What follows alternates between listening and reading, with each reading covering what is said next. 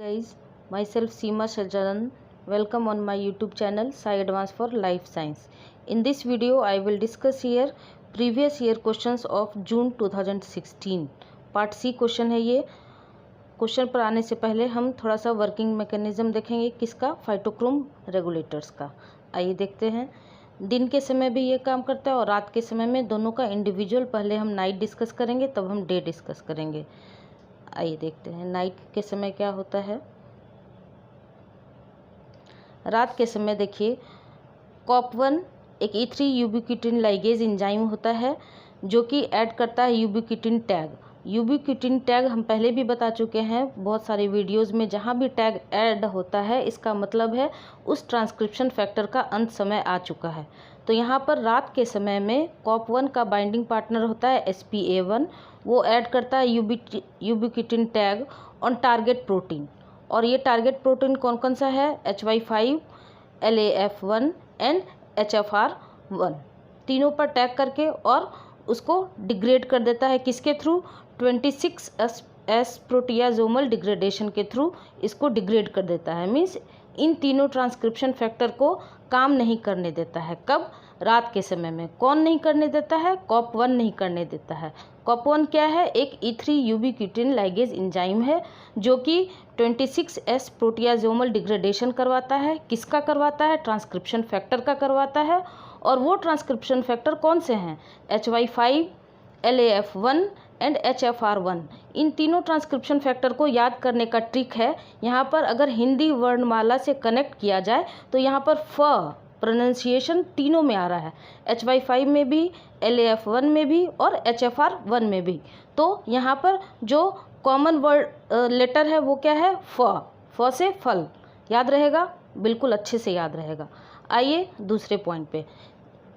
दिन के समय में हम बाद में देखेंगे. पहले रात के समय में ये जो दो काम कर रहा है, उसमें जो सबसे इम्पॉर्टेंट काम था वो हम ऑलरेडी डिस्कस कर चुके हैं. ये दूसरा काम है. दूसरा काम होता है एक्टिवेशन ऑफ PIF. ठीक है, PIF का एक्टिवेशन कर देता है. और PIF का एक्टिवेशन होते ही ये क्या काम करता है? दो काम करता है. कौन कौन सा? सबसे पहला काम करता है, प्रमोट करता है. किसको? इटियोलेटेड ग्रोथ को. इटियोलेटेड एंड डीइटियोलेटेड ग्रोथ बहुत ही अच्छे से हमने डिस्कस किया है. तो ये प्रमोट करता है इटियोलेटेड ग्रोथ को. और इस प्रोसेस को क्या कहते हैं? स्कोटोमॉर्फोजेनेसिस. इसका हम ट्रिक भी बताए थे आपको. पतलू, लंबू, करलू. आपको अच्छे से याद होगा. दूसरा काम क्या करता है? ये डीइटियोलेटेड ग्रोथ को इनहिबिट करता है. और डीइटियोलेटेड ग्रोथ को ही हम क्या कहते हैं? फोटोमॉर्फोजेनेसिस. और इसका कोड हमने क्या बनाया था? छोटू मोटू डब्लू. एक बार फिर से अगर आप चाहें तो इस वीडियो को इटियोलेटेड एंड डीइटियोलेटेड ग्रोथ को अच्छे से आप देख सकते हैं. ठीक है, तो ये कब हुआ है? ये रात के समय में ये काम किया है. अब आते हैं हम दिन के समय में. दिन के समय में देखिए, सबसे पहले PR का कन्वर्जन किस में होता है? PFR के फॉर्म में दिन के समय में होता है. और रात के समय क्या होता है? ये PFR का कन्वर्जन PR में होता है. तो दिन के समय में क्या होता है? ये PFR जो है वो एक्टिवेटेड फॉर्म में होता है. जब लाइट का एक्सपोजर होता है तो ये PFR एक्टिवेटेड फॉर्म में होता है. और जब ये एक्टिवेटेड फॉर्म में होता है तो ये भी दो काम करता है. क्या करता है? सबसे पहला काम, ये न्यूक्लियस के अंदर इंटर करता है. और उसके बाद इंटर इनटू न्यूक्लियस, वहाँ जाके ये क्या करता है? ये जो COP1 है और इसका जो बाइंडिंग पार्टनर है SPA1, इसको न्यूक्लियस से बाहर भगा देता है. कहाँ? साइटोसोल में. कि तुम्हारा काम अभी दिन के समय में नहीं है, तुम चले जाओ कहाँ? साइटोसोल में. तो एक्सपोर्ट टू साइटोसोल. ये देखिए, ये रेड लाइन से आपको बना हुआ है मार्क. इसका मतलब है यहाँ से प्रीवियस ईयर क्वेश्चन में एक स्टेटमेंट ऑलरेडी आ चुका है. तो फिर ठीक है, देखते हैं. इंटर इनटू न्यूक्लियस और फिर वहाँ जाके COP1 और SPA1 को कहाँ भेज देता है? साइटोसोल में. जब ये साइटोसोल में चला जाता है तब फिर इसका जो काम होता है, मेन फंक्शन, वो ये नहीं कर पाता है क्योंकि वो तो साइटोसोल में चला जाता है. तो यहाँ पर all transcription factors are free now. कौन कौन सा transcription factor? HY5, LAF and HFR1. ये तीनों ट्रांसक्रिप्शन फैक्टर अब फ्री हो जाता है. और जब ये फ्री होता है तो ये क्या करेगा? ट्रांसक्रिप्शन शो करेगा. ट्रांसक्रिप्शन शो करेगा तो फिर एक्टिवेट करेगा किसको?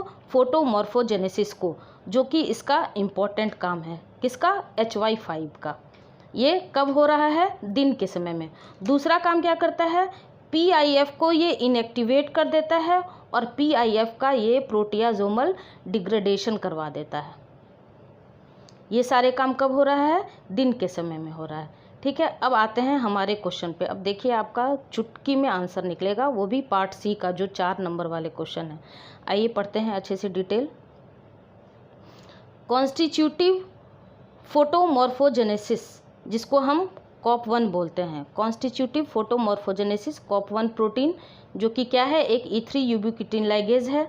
ऑलरेडी हम डिस्कस कर चुके हैं। Regulates the turnover of protein required for photomorphogenetic development. ठीक है, यहाँ तक तो हम देख चुके हैं।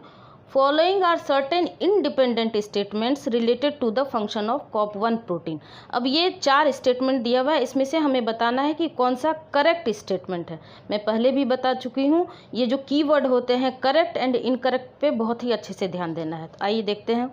फर्स्ट में क्या है? In light COP1 along with SPA1 adds ubiquitin tags to a subset of nuclear protein. ये हमने लाइट में देखा था या फिर नाइट में देखा था? ये हमने रात के समय, नाइट के समय में देखा था। तो ये स्टेटमेंट क्या है? आपका रॉन्ग स्टेटमेंट है। ठीक है, दूसरा देखते हैं। द प्रोटीन्स यूबिक्विटिनेटेड बाय COP1, ठीक है, E3 यूबिक्विटिन लाइगेज है, एंड SPA1 उसका बाइंडिंग पार्टनर है, are targeted for degradation by the 26S proteasome. ठीक है, ये तो हमने देखा था, यही तो सही स्टेटमेंट है। COP1 SPA1 जो उसका बाइंडिंग पार्टनर है, उसके साथ मिलके HY5 पर 26S प्रोटियाजोमल यूबिक्विटिन लाइगेज के थ्रू टैग ऐड कर देता है। ये सेकंड स्टेटमेंट बिल्कुल ट्रू है। तीसरा देखिए, in dark COP1 is slowly exported to the cytosol from nucleus.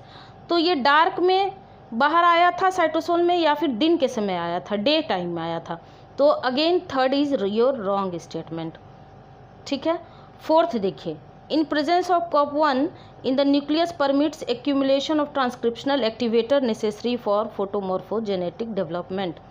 तो दिन के समय में जब COP1 नहीं होगा, जब वो साइटोसोल में चला जाता है, तभी तो HY5 जो ट्रांसक्रिप्शन फैक्टर है वो अपना काम करेगा और फोटोमॉर्फोजेनेसिस करेगा। ये वाला अभी हमने देखा था, एक्टिवेट फोटोमॉर्फोजेनेसिस। तो इस तरह से इसका आंसर क्या हो जाएगा आपका? 2 और 4, जो कि किस स्टेटमेंट में है? डी में। आपका 2 और 4 है, यही सही स्टेटमेंट है और इस क्वेश्चन का आंसर हो जाएगा डी। ठीक है, इस तरह से देखिए वर्किंग मैकेनिज्म कितना सिंप्लीफाई वे में हमने डिस्कस किया है। इसके बाद मिलते हैं हमारे नेक्स्ट क्वेश्चन में, जो 2016 दिसंबर का ही सी सेक्शन का क्वेश्चन है। सेम कॉन्सेप्ट से ये क्वेश्चन अगेन आया है, मैं नेक्स्ट वीडियो में डील करूँगी। अगर आपको ये वीडियो पसंद आया हो तो please like, share and subscribe जरूर कर दीजिएगा, और कुछ भी सजेशन देना हो तो कमेंट सेक्शन में ज़रूर बता दीजिएगा। तब तक के लिए थैंक यू।